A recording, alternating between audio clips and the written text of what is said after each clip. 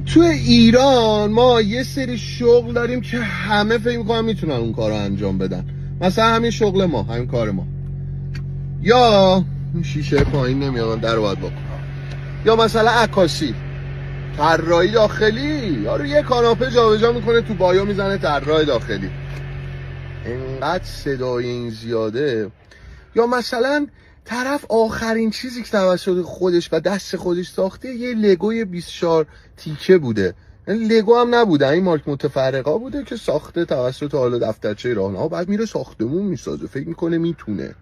و بعد همین میشه یه راه رو انباری رو تو دستشویی در میاری دیگه. همین میشه. باید آقا این کارا متخصص داره. یه سری عوامل باعث میشه که شما فکر کنی میتونی انجام بدی ولی نمیتونی. در سراسر دنیا داره هزینه میشه بابت این کارا که آموزش داده بشن، مطالعه بشه، داستان اصلا پیچیده است.